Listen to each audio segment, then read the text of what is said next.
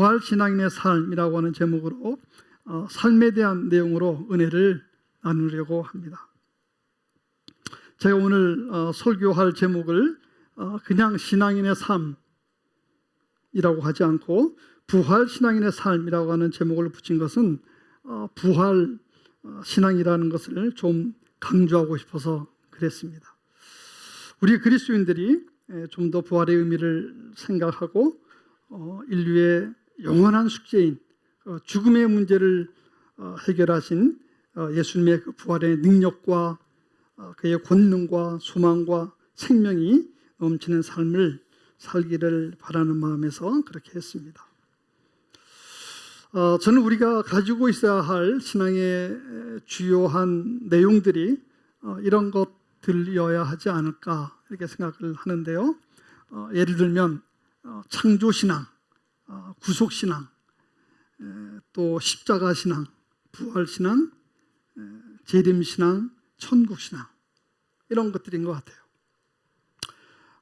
근데 실상 이런 것들이 서로 다 연결되어서 사실은 하나인 셈이죠.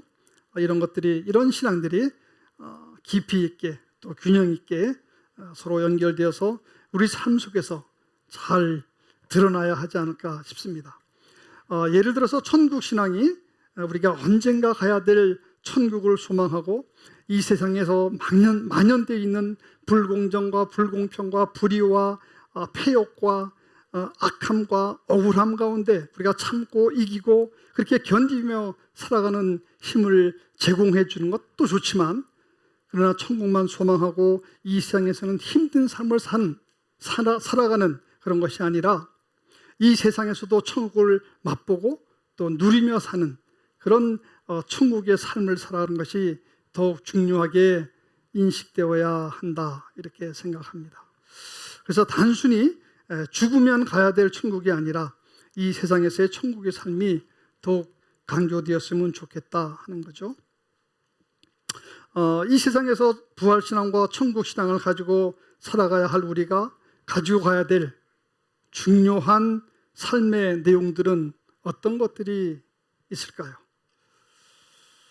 다시 말해서 부활신앙인, 그런 부활신앙인의 삶의 특징들은 과연 어떤 것들인가, 그런 것을 살펴보고 싶습니다.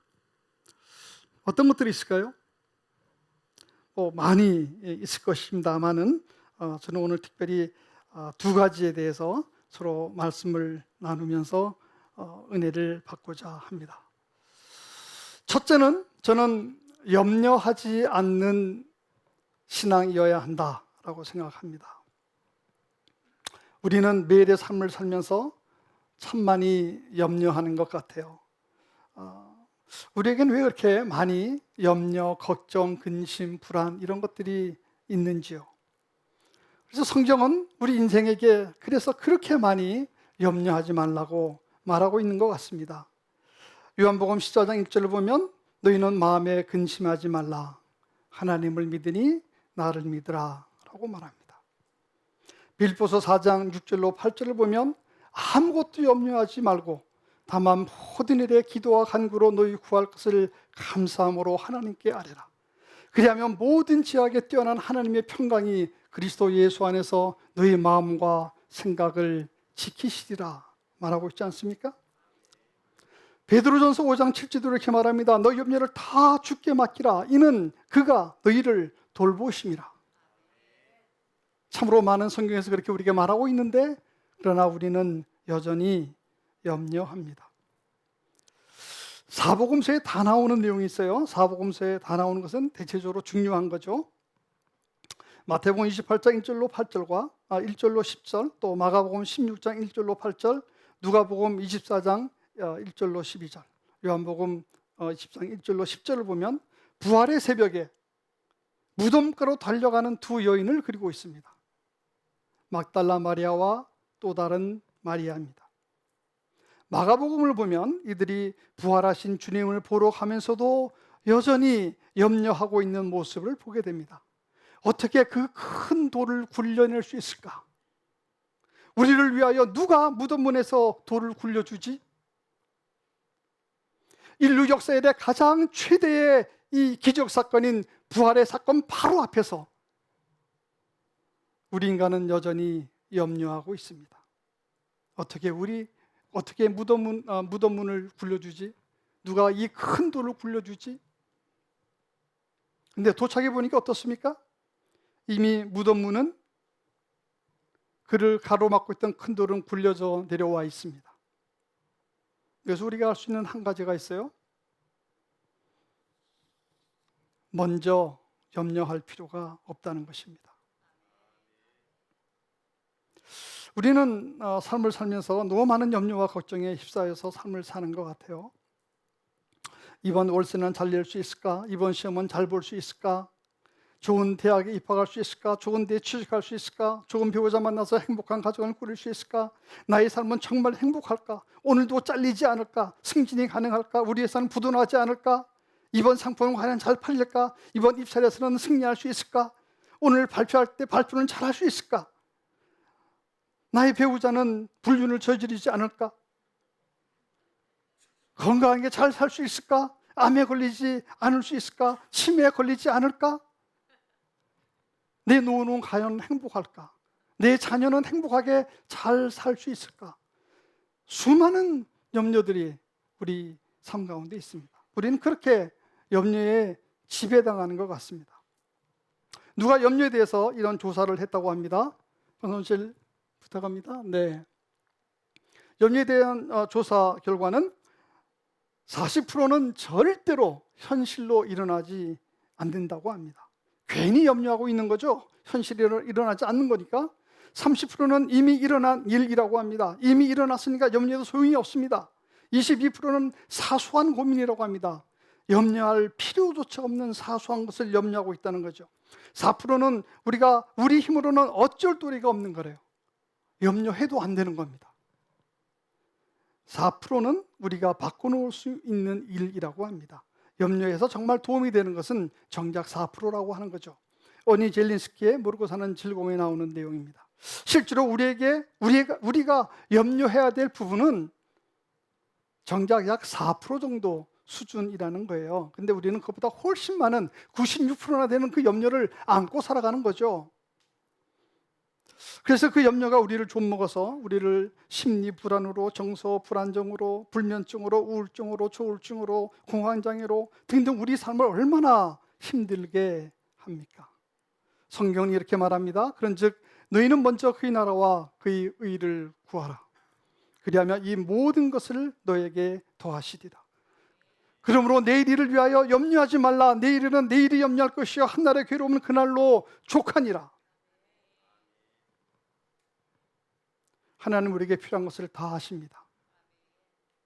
우리가 중요하게 생각할 것은 우선순위죠. 먼저 그의 나라와 그의 의를 구해야 합니다. 후반절에 있는 내용을 보고 내일 일을 우리가 염려해야 하나? 염려해도 되나? 이렇게 생각할 수 있으나 그 말이 아닙니다. 내일 염려하라는 말이 아니고 내일 일도 내일이 염려하지 내가 염려하는 것이 아닙니다. 즉 염려할 필요가 없다는 뜻입니다.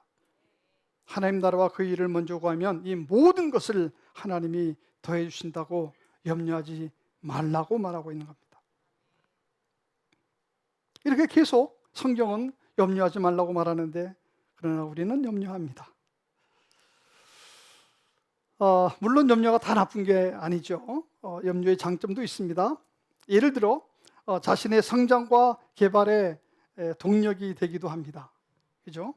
그래서 염려가 없으면 성장이 없는 게 아닌가 이런 생각 할 수 있을 것 같습니다.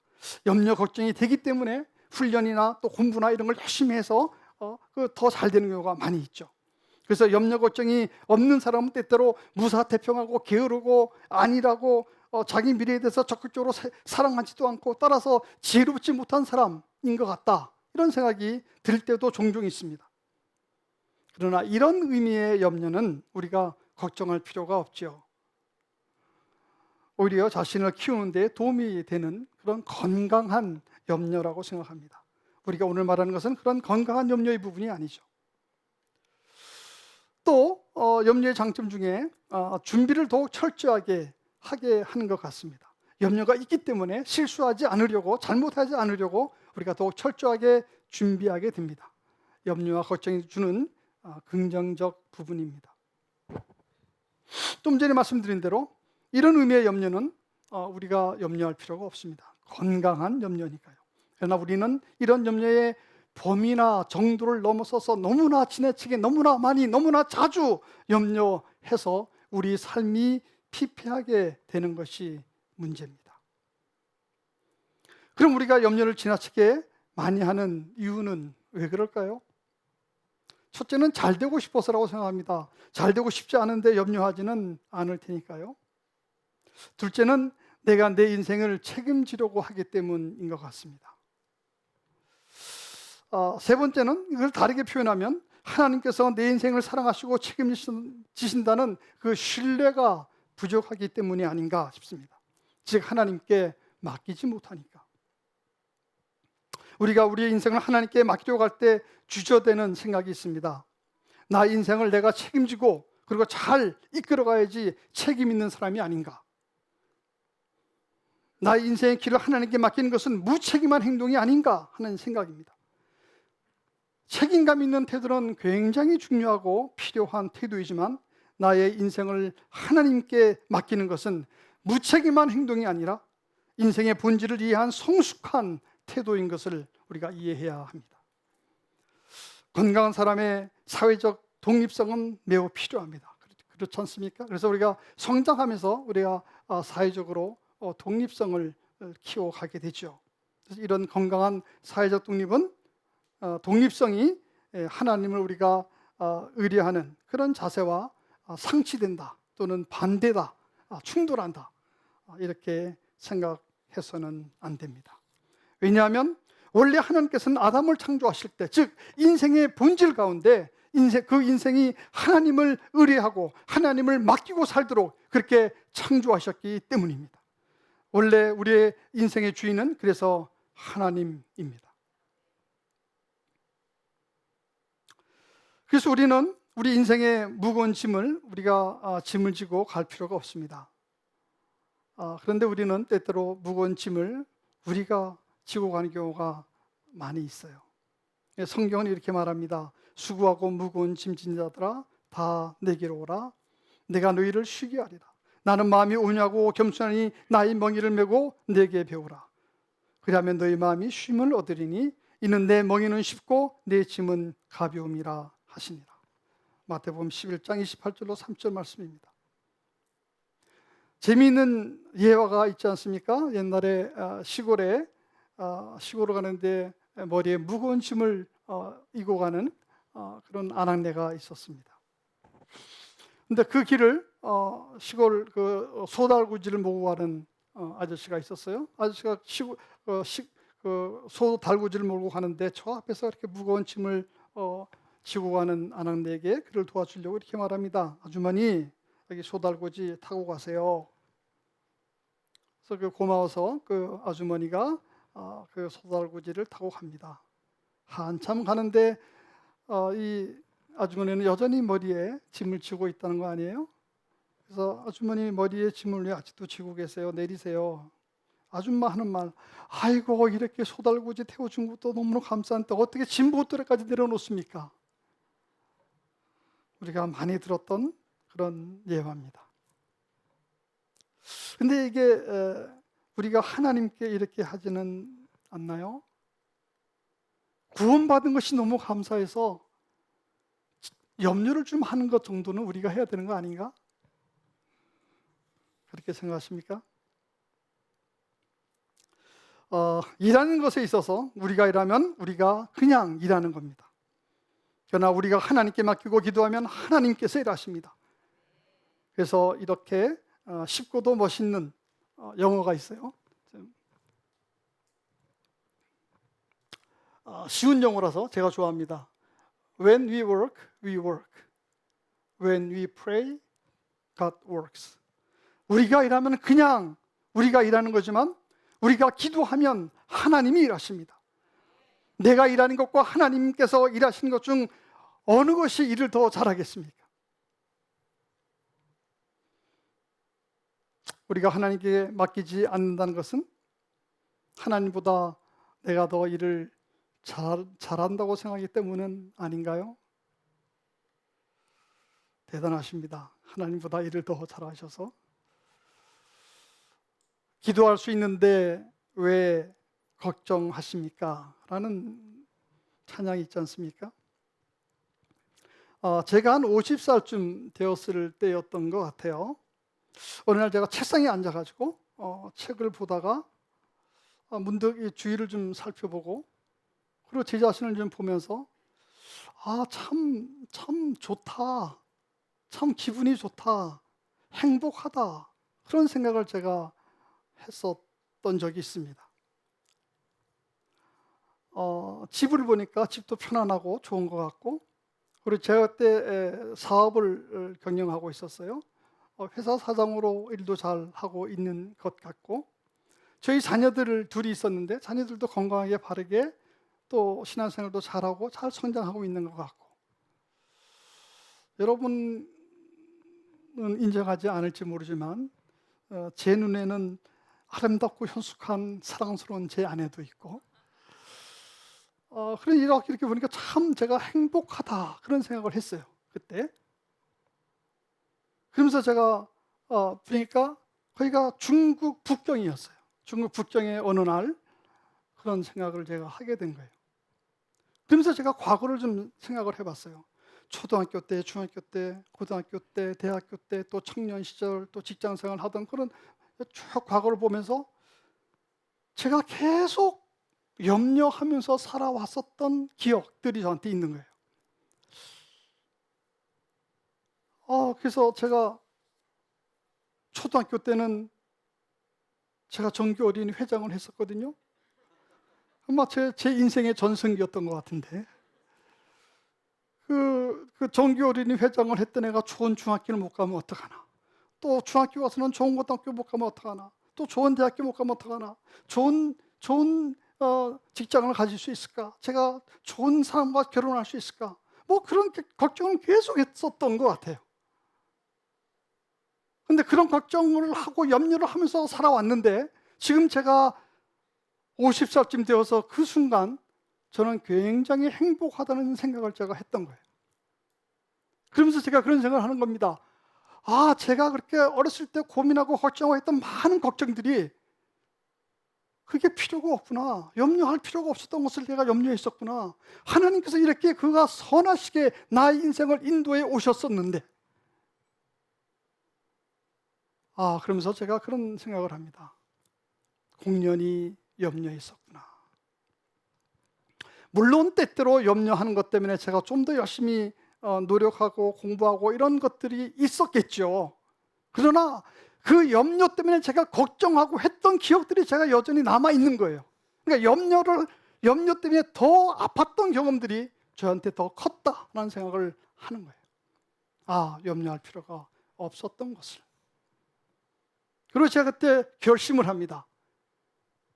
앞으로 나의 생이 얼마가 남아있을지 모르지만, 뭐 대략 우리가 그때 100세 시대 그렇게 얘기하니까 뭐 재수 없으면 120시대라 그러지 않습니까? 내가 사는 마지막 날까지 앞으로는 염려하지 않아야지, 제가 결심을 합니다. 제가 사업을 하고 있었어요. 그래서 사업을 하다 보면 때때로 어려움에 처하기도 합니다. 그래서 제가 염려를 또 하게 돼요. 그때 제가 또 다시 내가 왜 또 염려하지? 전에는 염려하지 않기로 했잖아. 하나님 전에 과거의 염려 속에서 나를 그렇게 인도해 오시던 것을 내가 경험했잖아. 이제 염려할 필요가 없잖아. 그래서 제가 염려에서 벗어나게 됩니다. 그렇게 계속 그런 삶을 살았던 것 같아요. 염려를 하지 않는 것에도 결심이 필요합니다. 의지가 필요합니다. 그냥 저절로 염려를 안 하게 되는 것은 아닙니다. 우리가 의도적으로 염려를 하지 않으려는 노력이 필요합니다.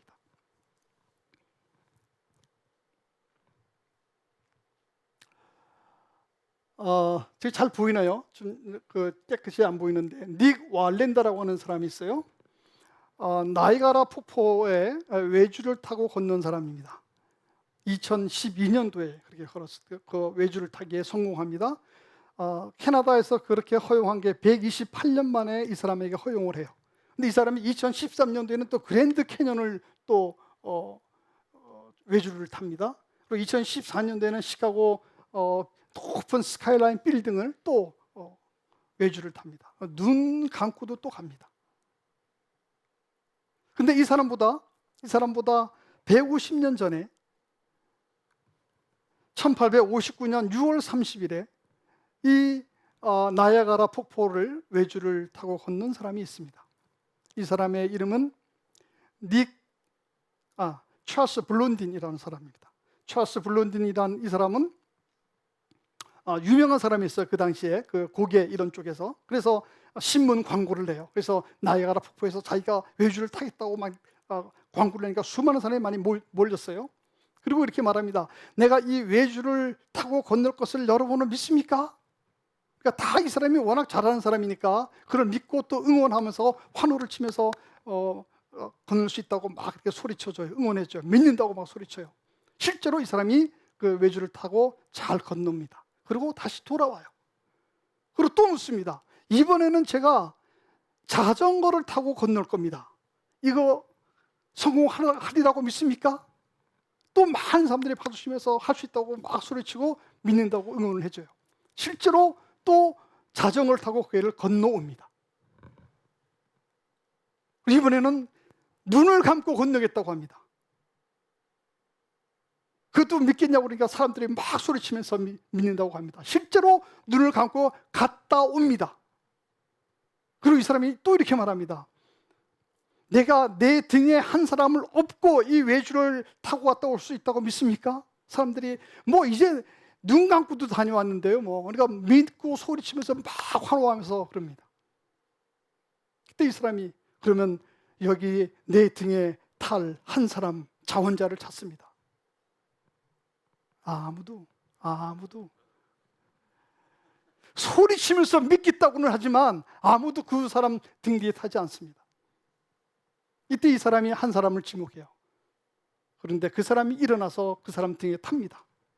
그 사람은 이 찰스 블론딘의 친구이면서 매니저였던 해리 콜코드라는 사람입니다. 실제로 이 사람 등에 타요. 등에 업고 이 외줄로 나야가라 폭포를 다녀옵니다. 그리고 성공합니다. 네, 그게 저 사진입니다. 제가 전에 설교를 하시는 분들의 예화로 이 얘기를 가끔 들었어요. 근데 저는 속으로 이건 뭐 사실이 아니겠지, 그냥 예화겠지, 그렇게 생각했었어요. 실제더라고요. 제가 찾아보니까 실제로 저렇게 나야가라 폭포를 외주를 타고 등에 업고 걸어갔어요.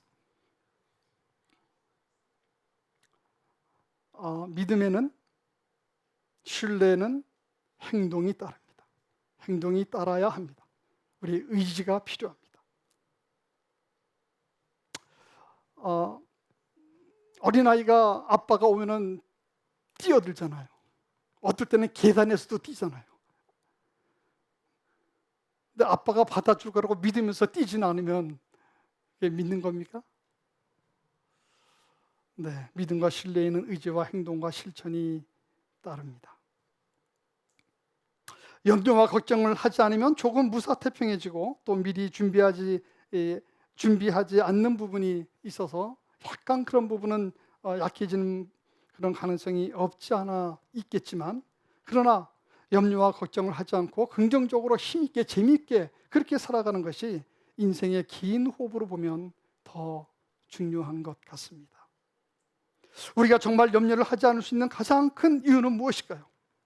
하나님께서 나의 인생을 진정 사랑하시고 보호하실 것에 대한 견고한 믿음 때문이 아니겠습니까? 그래서 성경은 이렇게 말합니다. 우리가 알거니와 하나님을 사랑한 자 곧 그의 뜻대로 부르심을 입은 자들에게는 모든 것이 합력하여 선을 이루느니라.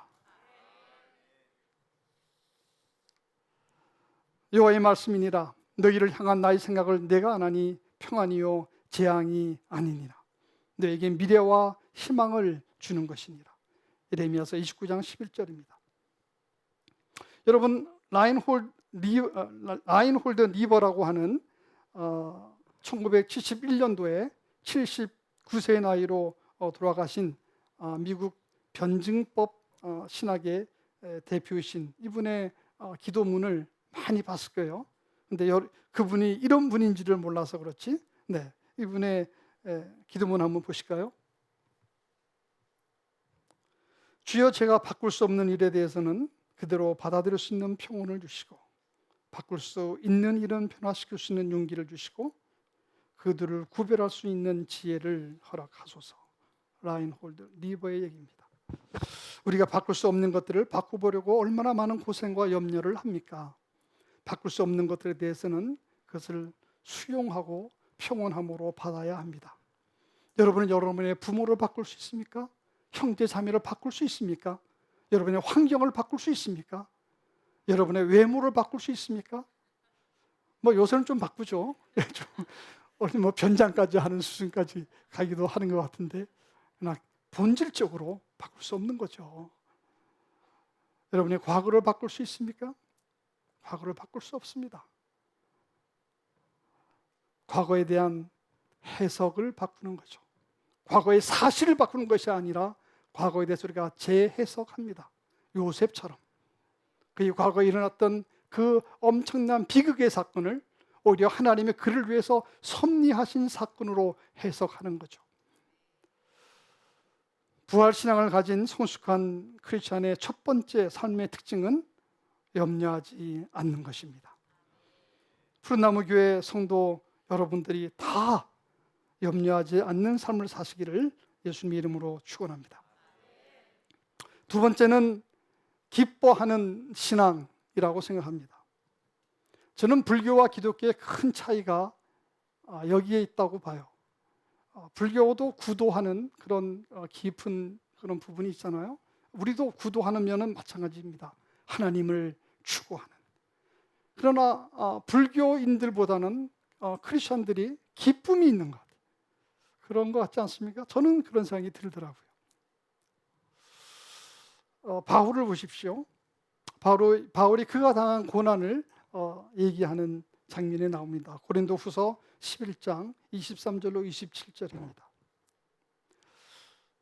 옥에 갇히고 매도 수없이 맞고 39번을 5번 맞았으며 3번 태장으로 1번 돌로 3번 파선당하고 일주일을 깊은 바다에서 강의 위험과 강도의 위험과 동족의 위험과 이방인의 위험과 신의 위험과 광야의 위험과 바다의 위험과 거짓 형제 중의 위험과 자지 못하고 줄이며 목마르고 여러 번 굶고 줄이고 헐벗었다고 그가 그렇게 말하고 있습니다. 그런데 그가 감옥에 갇혔어도 기뻐하고 있어요. 빌립보서를 보면 그가 감옥 속에서 외치고 있지 않습니까? 기뻐하라고.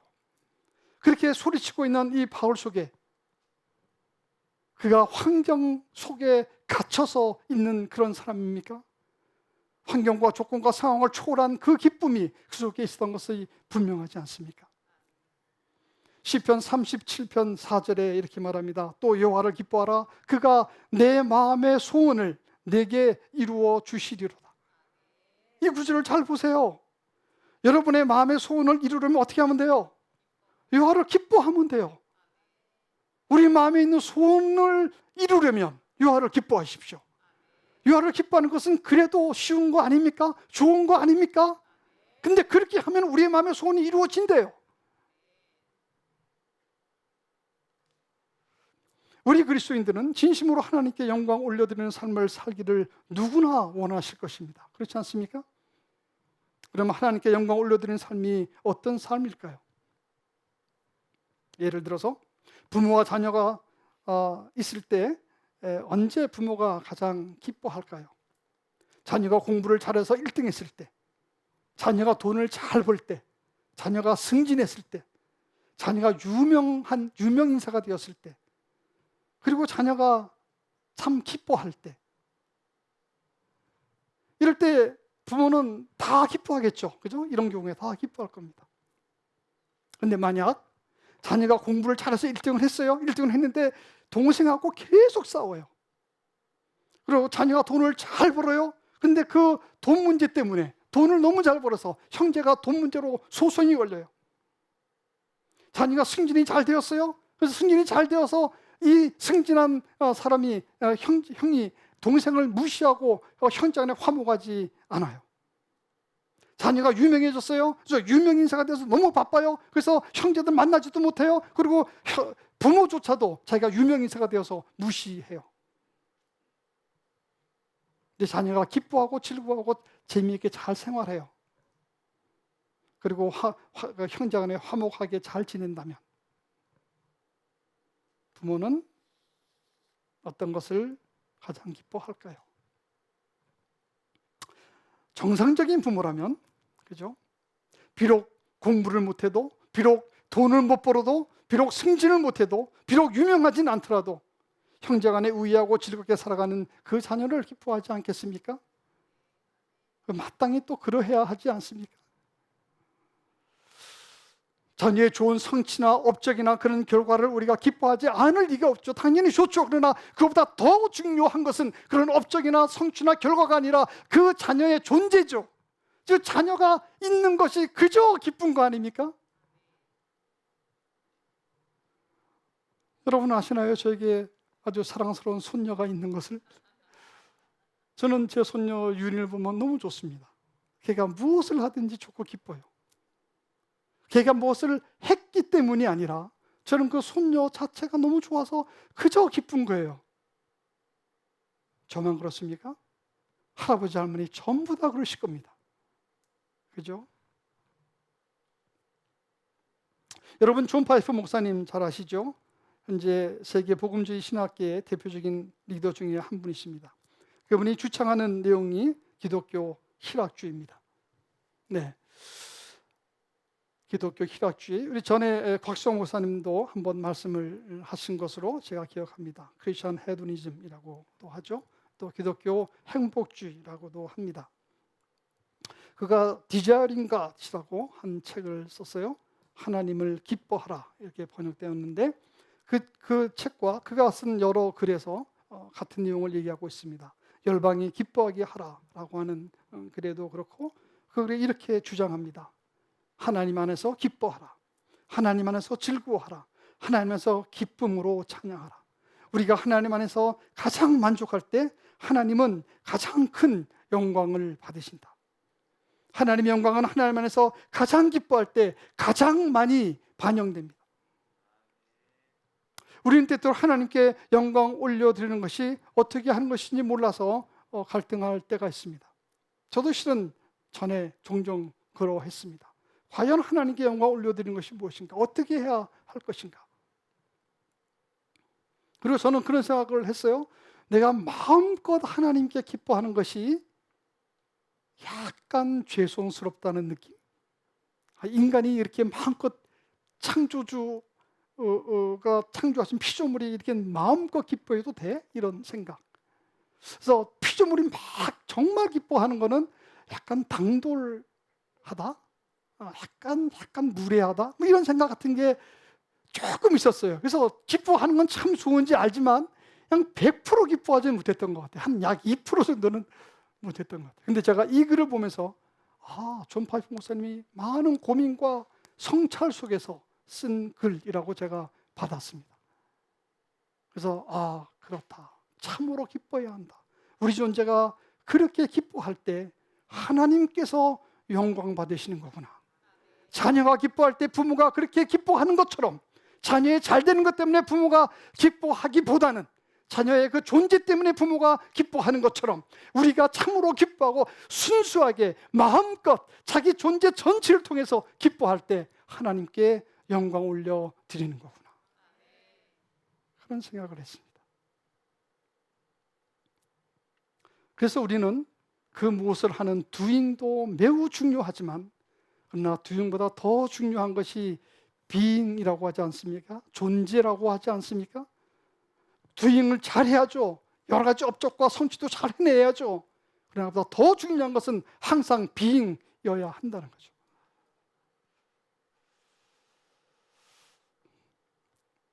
우리가 기억하는 귀한 찬양이 있습니다. 나 주님의 기쁨 되기 원하네 라는 곡 우리가 다 알고 있잖아요. 그 곡의 후렴이 이렇지 않습니까? 내가 원하는 한 가지 주님의 기쁨이 되는 것. 그래서 성경은 이렇게 말합니다. 주 안에서 기뻐하라. 내가 다시 말하노니 기뻐하라.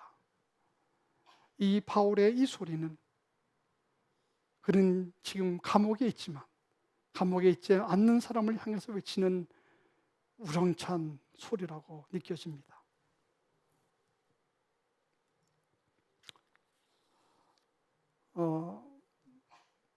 저장미꽃 위에 이슬의 마지막 부분도 이와 유사합니다. 우리 서로 받은 그 기쁨은 알 사람이 없도다. 하나님과 자기가 깊이 교제하면서 서로 간에 받았던 그 기쁨은 도무지 다른 사람은 알 수가 없습니다. 그 기쁨을 소유한 사람이 우리가 인생을 살아갈 때 기쁘게 살지 않을 수 없을 것입니다. 예수님께서는 언제나 그 속에 깊은 곳에 흐르고 있었던 기쁨이 있었습니다. 그리고 그는 그의 기쁨이 제자들에게도 충만하기를 원하고 계십니다. 내가 이것을 너희에게 이르면 내 기쁨이 너희 안에 있어 너희 기쁨을 충만하게 하려 함이라. 요한복음 15장 11절입니다. 지금 내가 아버지께 가오니 아버지께 가는 그 마지막 순간에 내가 세상에서 이 말을 하옵는 것은 그들로 내 기쁨이 그들 안에 충만히 가지게 하려 함이니라. 예수님께서는 항상 기쁨이 넘치는 삶을 사셨지만 그가 촐랑거리거나 가벼운 삶을 살았다고 생각되지는 않습니다. 그의 삶은 바리새인과 사두개인과 서기관들과 대립하는 삶을 사셨고 성전을 청소하는 거룩한 분노를 보이기도 하셨고 제자들이 자신을 다 배반하는 그런 아픔도 겪으셨고 십자가상에서 하나님마저 자신을 버리는 그 엄청난 고통을 당하셨습니다. 그래서 그는 이렇게 소리치지 않습니까? 나의 하나님 어찌하여 나를 버리셨나이까? 참으로 하나님이신 그분께서 하나님과 완전히 단절되는 그 고통의 아픔을 겪었던 그 예수님, 그러나 그의 삶 전체 속에 그는 가지고 있었던 기쁨이 있었습니다. 지금 내가 아버지께 가오니 내가 세상에서 이 말을 하옵는 것은 그들로 내 기쁨을 그들 안에 충만히 가지게 하려 함이니이다. 그는 분명히 어떠한 환경에서도 이 기쁨이 충만했을 거라고 믿습니다. 성경 전체는 기쁨의 중요성에 대해서 계속 말씀하고 있습니다. 잠언 16장 11절에 주께서 생명의 길을 내게 보이시리니 주의 앞에는 충만한 기쁨이 있고 주의 오른쪽에는 영원한 즐거움이 있나이다. 주의 앞과 주의 오른쪽에 기쁨과 즐거움이 충만하고 영원하다고 말합니다. 그리고 그것이 생명의 길이라고 말합니다. 느헤미야 8장 10절입니다. 여호와로 인하여 기뻐하는 것이 너의 힘이니라. 우리 힘이 뭐라고요? 여호와를 기뻐하는 거예요. 아까 여호와를 기뻐하는 것은 뭐예요? 우리의 마음의 소원을 이루어 주신다 그랬어요. 우리가 기뻐하면 이런 좋은 일들이 많은 거예요. 우리가 기뻐하는 것은 우리의 힘입니다. 그리고 우리의 마음의 소원을 주님께서 이루어 주십니다. 하박국 3장 17절로 18절에 보면 우리가 너무나 잘 아는 구절 아닙니까? 비록 무화과나무가 무성하지 못하며 포도나무에 열매가 없으며 감람나무에 소출이 없으며 밭에 먹을 것이 없으며 우리의 양이 없으며 외양간에 소가 없을지라도 나는 여호와로 말미암아 즐거워하며 나의 구원의 하나님으로 말미암아 기뻐하리로다. 끝부분을 다시 읽습니다. 나는 여호와로 말미암아 즐거워하며 나의 구원의 하나님으로 말미암아 기뻐하리로다. 여기서 기쁨의 본질은 하나님 자신이라고 말하고 있습니다. 많은 성경의 인물들이 소유했던 그 기쁨, 그 즐거움은 분명히 환경과 상황을 초월했던 것입니다. 따라서 왜 나는 부자가 아닌가? 왜 나는 유명해지지 못할까? 이런 것으로 고민하시기보다 왜 나는 지금 즐겁지 않은가? 왜 나는 지금 기쁘지 않은가? 하는 것으로 더 많이 고민하십시오. 기쁨의 근원이 무엇이라고요? 하나님입니다. 물질적이거나 상대적이거나 일시적인 것이 아니라 영원하신 하나님입니다. 이것이 우리 기쁨이 환경과 조건을 초월하는 이유입니다. 우리가 잘 아는 데살로니가전서 5장 16절로 18절, 항상 기뻐하라, 쉬지 말고 기도하라, 범사에 감사하라, 이는 그리스도 예수 안에서 너희를 향하신 하나님의 뜻이니라 하지 않았습니까? 하나님의 뜻이라고 성경에 분명히 얘기하는 구절이 별로 없어요. 명시적으로 이렇게 말하는 구절이 많지 않습니다. 여기 분명히 하나님의 뜻이라고 말하는 것이 여기 명시적으로 말하고 있는 구절입니다. 청소년부터 참 좋아했던 말씀입니다. 얼마나 귀한 말씀인지요. 기뻐하라고 말씀하시는 이 말씀은 권유나 권고가 아니라 명령이지 않습니까? 우리가 기뻐해야 합니다. 근데 명령이기 때문에 의무적으로 할 수 없이 순종하는 것이 아니라 그 마음 깊은 곳에서 솟아나는, 자발적으로 내 마음속에 있는 기쁨이 터져 나오는 것, 그래서 기뻐하는 것, 이렇게 하라는 뜻이죠. 한 사람을 소개합니다. 그의 이름은 필립 시몬스입니다. 1958년생이에요. 미시간 대학교에서 영문학 박사를 했습니다. 30대 초반에 대학 교수로 임용된 재능 있고 인정받는 작가였습니다. 그가 35세에 루게릭병에 걸립니다. 의사는 5년이 한계라 했고 그는 죽어가는 삶에 대한 긍정적인 적응으로 이런 글을 남깁니다. 지금 저는 휴지 한 장 들지 못합니다. 그러나 이런 불편 때문에 하나님의 성품으로 내 모든 행동을 바라보게 되었습니다. 나는 건강할 땐 전혀 느끼지 못하던 얼굴에 물기 닦는 행동, 누군가 빵에 버터 바르는 모습, 밭에서 일하는 농부의 땀방울 등 모든 것을 하나님이 주신 큰 은혜로 보게 되었습니다. 나는 병에 걸린 덕분에 나의 행동을 신성한 맥락 안에서 바라보게 되었습니다. 그래서 어제 했던 일도 오늘은 갑자기 성스러운 행동으로 느껴집니다. 수건으로 아이의 얼굴을 닦아주는 일도 어제는 다른 일을 하기 전에 해치워야 하는 귀찮은 허드렛 일, 혹은 공연히 손만 번거롭게 하는 일거리였지만 이제는 이 아이의 얼굴을 닦아주는 것, 이 신비로운 의식에 참여하는 것, 그런 식으로 누군가와 내 삶을 나누어 가는 것이 얼마나 멋진 기회인가 하는 생각이 듭니다. 필립은 굳어가는 몸을 통해서 죽음이 아닌 삶에 집중하였고 병세가 심해질수록 죽는 게 아닌 살아가는 기술을 배우고 있다고 말했습니다. 그는 의사가 말한 5년을 넘어서 10년 이상 살았고 계속 깊은 성찰을 통해서 깨달은 것을 3년에 걸쳐서 글을 씁니다. 그래서 책으로 내어놓았고 그 책은 엄청난 베스트셀러가 됩니다. 소멸의 아름다움이라는 책입니다. 부제가 불완전한 삶의 축복입니다. 2002년도에 나왔고 그는 2002년도에 돌아가십니다. 이런 눈으로 인생을 산다면 당연한 것이 아니죠. 다 감사고 기쁨이고 축복입니다.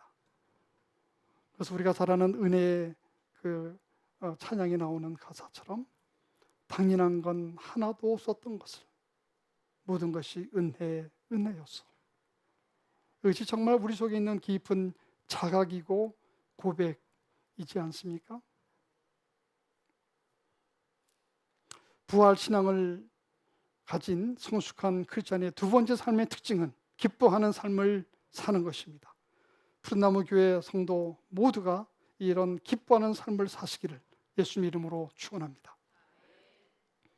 우리가 이렇게 염려하지 않고 기뻐하며 살 수 있는 근원적인 근거는 우리에게 말씀하시는 하나님의 말씀 때문입니다. 우리가 알거니와 하나님을 사랑하는 자, 곧 그의 뜻대로 부르심을 입은 자들에게는 모든 것이 합력하여 선을 이루느니라. 이 말씀 때문에 우리는 이렇게 고백할 수 있습니다. 내가 겪은 모든 과거의 모든 일들은 지금의 내가 되기 위해서 하나라도 빠져서는 안 되는 중요한 사건이었다. 나의 인생은 모든 것이 합력하여 선을 이루어 가시는 하나님의 손길, 그 신비로운 하나님의 섭리 가운데 있음을 우리는 분명히 믿습니다. 그러므로 성도 여러분, 혹 여러분 가운데 어려움을 지나고 계시는 분이 계십니까? 다른 사람들은 다 잘 되는 것 같이 보여서 나의 어려움을 솔직하게 말하기도 어려운 이런 분위기 속에서, 그러나 여러분 분명히 믿으십시오. 여러분의 그 어려움의 터널은 반드시 끝날 것입니다. 그것은 영원하지 않습니다.